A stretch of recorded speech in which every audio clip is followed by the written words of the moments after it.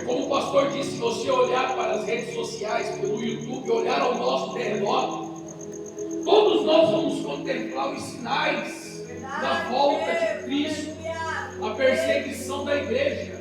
Irmão, se você for olhar lá no Congresso, no Senado Nacional, há um projeto de lei deles unificar uma só igreja.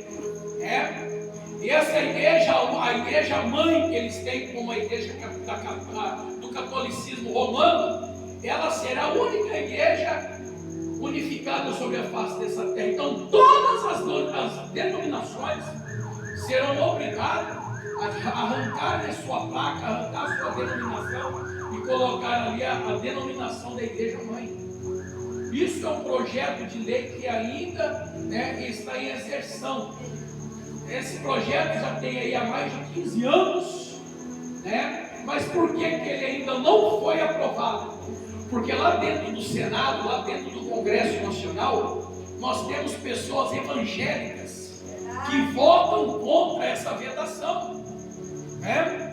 Temos pessoas ali dentro que vão contra esse projeto de lei.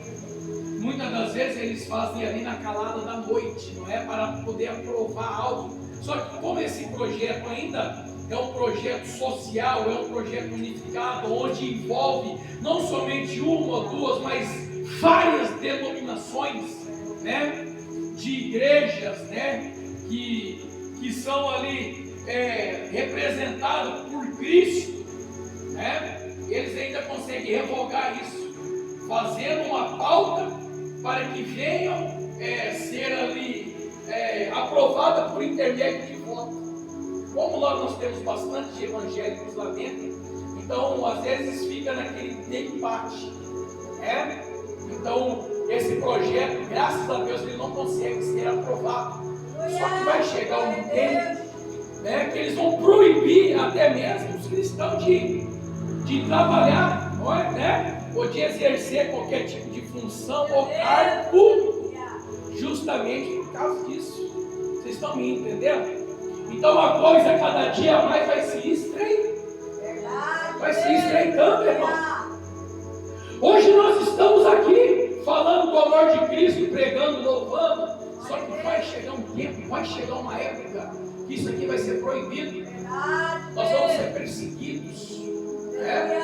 Vai chegar um tempo que você não vai poder andar com a Bíblia debaixo do braço. Vai chegar um tempo que você não vai poder falar do amor de Cristo, não vai poder pregar em praça pública, porque a perseguição será grande sobre a igreja. E isso já não está longe de acontecer, irmão. O povo está tentando nos calar. O Congresso Nacional está tentando nos calar. Só que a igreja ela tem uma força tão grande e eminente que Satanás, ele não tem poder para tentar contra a igreja do Senhor, contra os cristãos. Só que vai chegar um tempo, irmão, que essa força vai se acabar. Sabe por quê? Porque isso será o cumprimento da palavra de Deus. A igreja voltará a ser perseguida, porque o povo já está morrendo lá fora. Quantos missionários, quantos homens, mulheres, crianças não estão perdendo a vida porque foram para outros países para poder pronunciar, levar a palavra de Deus? Só que quando chegam nesses lugares, não é proibido, e eles procuram um jeito, uma maneira, uma forma ali de pronunciar a palavra de Deus.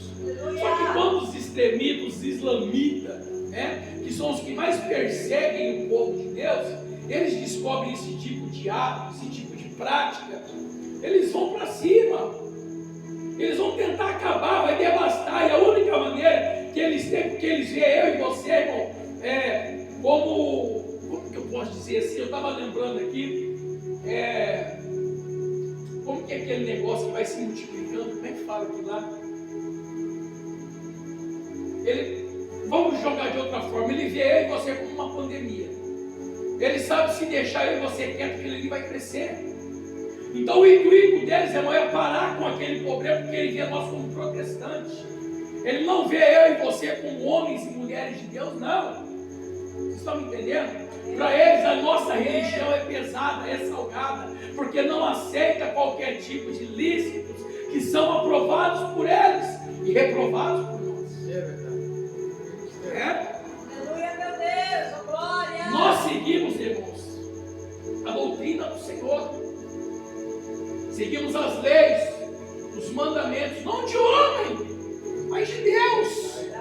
Aleluia. Todo o mandamento que o Senhor descreveu, tanto no livro das leis, como no Antigo, no Novo, né? E nas tábuas das leis, que foi ali os 10 mandamentos, nós cumprimos, nós praticamos, né? Apenas um ele aboliu. Lembra que antigamente era olho por olho, dente por dente? Quando Jesus veio à terra, ele reverteu essa situação, né? Ele disse que nós seríamos reconhecidos pelo o amor. Esse será o maior mandamento, o amor do próximo. Então aquela pessoa, aquele cristão que tiver amor no seu coração, demonstrar amor com o seu próximo, esse sim será o maior mandamento que tem. Não haverá outro mandamento maior do que este, que é o amor com o seu próximo. Eita, é o amor Deus. com o outro, que é o amor com as pessoas, né? Quantas pessoas hoje em dia, irmão, vivem, né? Por falta de amor. Quantas igrejas hoje já não tem amor, já não tem mais afeto, já não tem mais comunhão. Se você olhar para as cartas que João enviou para as 7 igrejas da Ásia, para os 7 pastores, 7 anjos, vocês vão se deparar que cada uma delas tinha um defeito, tinha um problema, né? Todas elas, você vê ali o próprio João descrevendo, como simplificando por Cristo, dizendo: eu sei, eu conheço as suas obras. O Senhor conhece o meu deitar, o seu levantar, meu irmão. Eita, Deus. Ele conhece o nosso pensamento antes de nós pensarmos algo, né? Porque o Senhor, ele tem os seus atributos, né? Ele é imutável, né? Que ele foi ontem, ele é hoje, será eternamente. Os atributos de Deus, irmão, não tem igual. Os atributos do Senhor, irmão, é aquele que pode se dizer que ele está aqui, acolá, tudo ao mesmo tempo, né? Ele está em todos os lugares ao mesmo tempo. Ele é uma pessoa, irmãos, que Satanás, é algo que Satanás não consegue ter, né? Ele conhece todo o nosso pensamento humano. Antes de nós pensarmos algo, o Senhor já sabe, Ele já conhece o desejo que eu e você temos dentro do nosso coração. Aleluia! Aleluia, Deus. Quantas igrejas foram repreendidas e hoje estão vivendo da maneira que foi repreendida essas outras igrejas? Uma esfriou na fé, perdeu o seu primeiro amor. A Bíblia diz que a outra, o trono de Satanás estava lá no meio, regendo, né? A outra vivia de aparência, porque não queria ter compromisso com Deus. Só que quando o Senhor chegou na igreja de Filadélfia, Ele pôde prestar uma diferença, notar uma diferença naquela igreja e pelo anjo da igreja, porque aquela igreja ainda reteve a sua sinceridade. Aleluia! Quantos aqui ainda retém sua sinceridade com o Senhor? Deus fiel. Você lembra do seu primeiro amor? Você lembra quando você aceitou a Cristo? Quando nós aceitamos a Cristo, irmão, parece que a força de vontade de ser um cristão, ele é maior. A gente ora sem cessar, a gente busca sem cessar. A vontade de louvar é grande, a vontade de pregar é grande, né? Só que com o passar dos anos, parece que aquela força de vontade que lá no começo eu e você tínhamos, já não temos mais. Deus, é verdade, Jesus. Aquele que orava muito, já não ora mais. Aquele que buscava muito, já não busca mais. Meu Deus. Quantas e quantas campanhas nós fazíamos, fechávamos e abríamos. Hoje em dia está acabando campanha, irmão. Hoje em dia é festa gospel, é show gospel. Louvorzão. Ou eu louco. Tem tanta coisa aí, irmão, já para não ter um compromissado, pastora, com a obra de Deus. Fazemos uma coisa somente de aparência, parecendo a igreja de Tiatira. Só fazemos algo para Deus somente para chamar a atenção, não de Deus, mas dos homens. Aleluia a Deus, é verdade, Jesus. Glória. Quantas igrejas estão fracas, mortas espiritualmente hoje? Verdade, Jesus. Aleluia. Como a igreja de Esmirna, vivendo somente pela aparência. Verdade. Uma igreja que você olha, você vê aquela compostura, você vê aquela igreja grande, imensa, cheia, mas a igreja não está cheia, ela está inchada. Eita, glória. Pessoas ali irmão, vivendo somente pela aparência. Verdade, Jesus. Glória a Deus. Aleluia. Porque é assim que a igreja de Esmirna, Meu Deus. ela vivia, o povo congregava. Ela se dizia estar viva, mas ela estava Aleluia. morta. Verdade, Jesus. O povo estava morto espiritualmente, Aleluia a Deus. Glória. vivendo na aparência. Verdade. Né? O povo que vivia de uma forma, demonstrando ser aquilo que eles não, ter aquilo que eles também não tinham. Verdade. Glória a Deus. Olha para a sétima carta. Aleluia. Olha para a igreja de Laodiceia, uma das igrejas mais ricas da Ásia.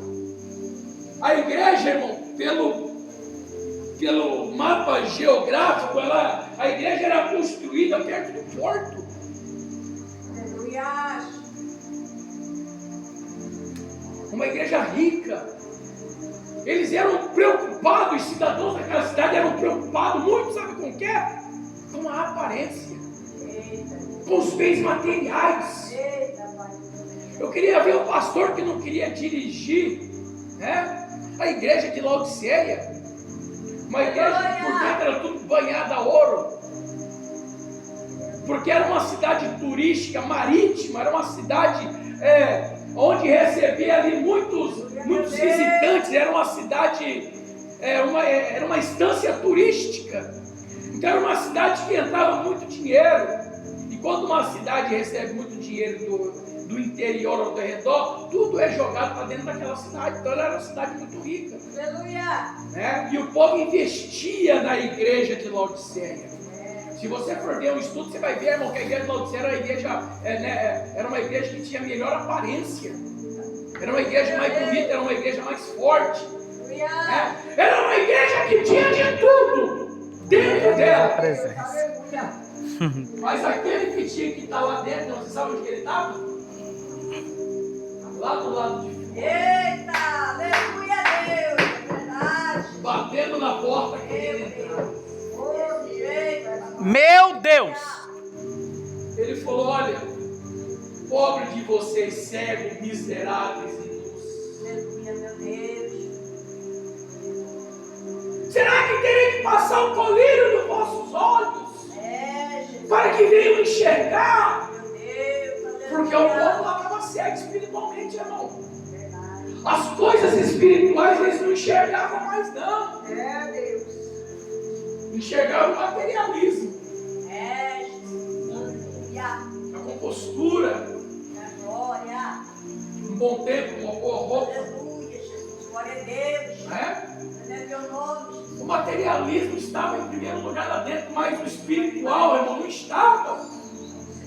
Tudo estava dentro daquele lugar, mas Cristo estava lá do lado de fora, batendo na porta, querendo entrar. Meu E só Deus! se você abrir a porta, eu entrarei e cearei contigo. Né? Jesus estava dizendo: eu perdoo os seus pecados. Se Aleluia. arrependam. Volte para mim, volte a me adorar. Eita Deus! Eles não estavam adorando ídolo, não estavam adorando imagem, nada, mas eles estavam, irmão, a sua fé, o seu orgulho, o seu respeito estavam voltados pelas coisas materiais. Lembra quando Jesus chegou diante daquele jovem, chegou correndo, falou: Senhor, Senhor, o que é necessário para que eu venha te seguir?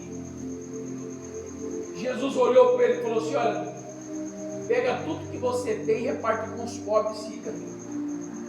Irmão, aquele jovem rico, ele olhou: Aleluia. rapaz, a única coisa que eu mais tenho na minha vida é minha riqueza.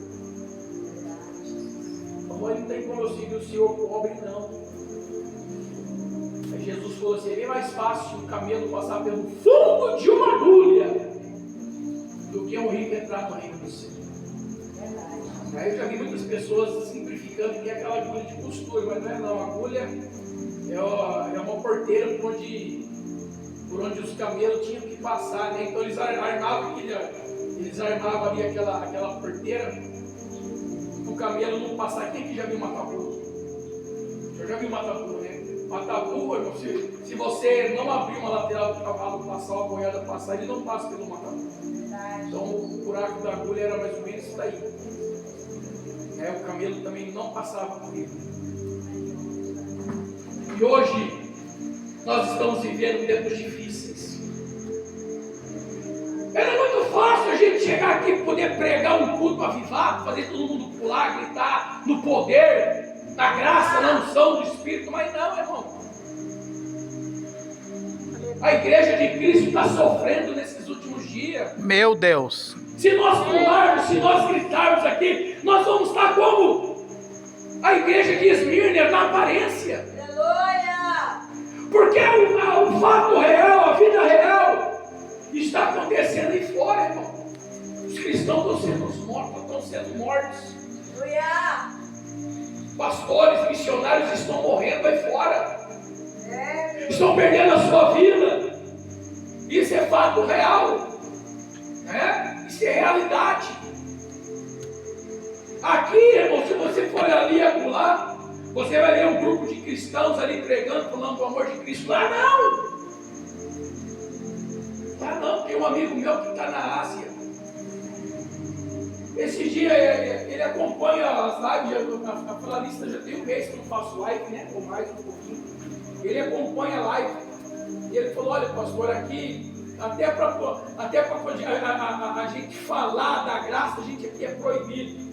A gente se reúne com um grupo de 3, 4 ou 5 pessoas, né?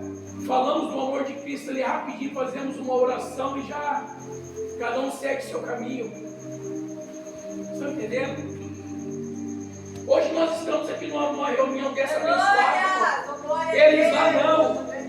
Eles lá passam 2, 3, 4, uma semana para poder reunir 5 grupos de pessoas ali para poder passar 5 minutos de oração.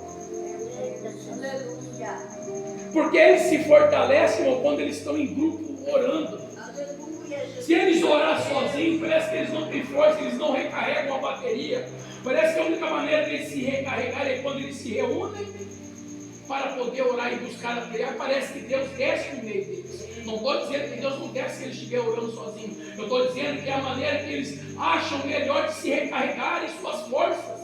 Porque tendo 2, 3, 4 ou 5 orando ao mesmo tempo, eles se sentem fortalecidos. Às vezes orar sozinho, irmão, a gente se enfraquece mesmo na sua oração. Você vê Paulo. Paulo estava orando e ele falou, Senhor, chegou a hora, eu já sofri naufrágio, né? Já fui picado por uma cobra, já tentaram me matar, já estou velho, chegou a hora de guardar a fé, porque eu já estou fraco. Ele estava dizendo que já estava nas coperias, estava fraco. O que Jesus falou para ele?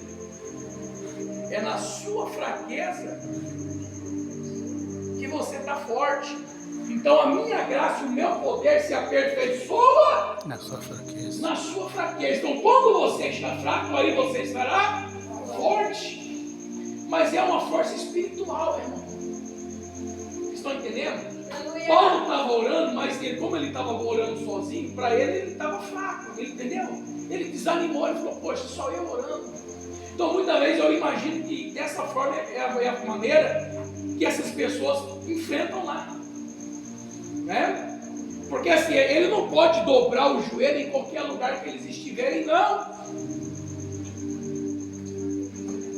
Eles correm risco de vida. Se eles dobrar o joelho para orar, não sei que vai ter alguém ali em cima deles, perseguindo eles. Né? Olha o que Paulo fez na época. Né? Ele criou uma raiva tão grande dos cristãos que ele foi lá pedir uma carta para poder perseguir eles. Ele entrava dentro da casa, para você ver, hoje em dia para um juiz ele entregar na mão do... Não, hoje em dia não. Uns 15 anos atrás, para um policial, uma autoridade da lei, que seja, poder entrar dentro da sua casa, ele tinha que ter ali um mandato de lei aprovado e assinado por um juiz, né? Aí a pessoa podia entrar invadindo a sua casa. Hoje em dia não. Hoje em dia qualquer policial te dá prisão de voz, né? Te dá uma voz de prisão aí. Se o camarada às vezes tenta entrar para dentro da casa para poder... Ele entra atrás, ele derruba seu portão, derruba sua porta, não está nem aí não. Acabou. Vocês estão me entendendo? Aleluia. Isso daí, irmão, vai crescer cada vez mais. Se hoje eles fazem isso com os próprios civis, vocês vão ver o que vai acontecer com os cristãos. A hora que eles conseguirem aprovar esse projeto de lei para poder perseguir a igreja. Sabe por quê, irmãos? Vamos dar um exemplo aqui. Olha, vamos supor. Hoje, pastor Maurício Aracá, que eles fazem lá esse projeto e é aprovado. Então, olha, a partir de hoje, data tal. Toda a igreja de denominações serão obrigadas a arrancar a sua placa e levantar a placa da igreja mãe, que é o catolicismo romano. Tem que colocar lá. E todo aquele que não aceitar, aí haverá uma multa. Você sabe tudo onde há multa? Essa viatura passou 2 vezes. Eu vou contar uma coisa, que hoje nós estávamos lá em casa e eu estava deitado. Aí meu irmão falou assim, o Rodrigo, acorda, tem 4 polícias de moto olhando sua moto lá fora. Aí eu levantei, foi logo depois que você saiu. Eu levantei, tinha 4 polícias lá fora. O que foi, senhor? E essa moto só, eu falei, Ele falou assim, não, que a gente está olhando aqui porque estão roubando muita moto e estão roubando moto azul. Aí você viu que ele desceu, pastor? E subiu de novo. A viatura desceu e subiu de novo. E minha moto azul está ali na frente. Olha, já sei, porque eu pensei que vai ser a segunda vez já que eles vão estar confundindo. Eles falaram que eles estão atrás de uma moto azul mesmo. Diz que roubaram lá da Popular. Eu acordei, meu irmão me acordou. Acorda. Fui lá ver lá. Eles estavam olhando. Aí eu perguntei para o policial o que estava acontecendo. Ele falou, não, estão roubando muita moto. E aí, na Popular eles roubaram moto azul, então eles estão procurando. Aí eu estou falando que eu vi que eles desceram e subiram de novo. Vocês olharam minha moto ali. Eu estou pela segunda vez. Mas amém. Então a perseguição, irmão, vai ser grande sobre a igreja. Hoje nós temos esse livre-arbítrio aqui hoje. Vai chegar um momento que não vai ter. Nós vamos ser obrigados a arrancar a nossa placa e colocar a placa da igreja e obedecer a eles. Aí os cristãos não vão aceitar. Falar, não, eu não vou tirar minha placa para poder unificar uma só igreja, porque o projeto da igreja é essa, unificar uma só igreja. Aí vai acontecer o quê? Vai começar uma nova perseguição, porque os cristãos não vão aceitar a servirem, não vão aceitar. Eu vou falar aqui nesse lugar, né? Não vão aceitar. Ninguém vai querer tomar multa, ninguém vai querer ser preso, porque vai ser multado se você não baixar a placa, vai ser multado se você não obedecer, se você não respeitar, se você não praticar as leis deles, tudo isso será multado.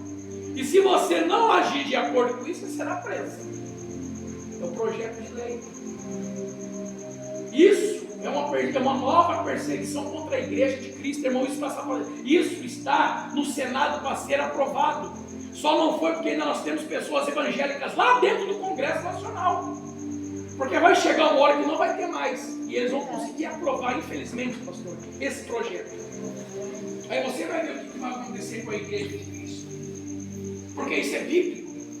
Se eu falar isso, não, isso não vai acontecer, Deus não vai deixar, eu estou sendo um herege. Não vai. Isso vai acontecer, sabe por quê? Está nas Escrituras. Está nas Escrituras. Isso vai acontecer, sabe por quê? Para poder amplificar a volta de Cristo. Porque quando a igreja começar a ser perseguida,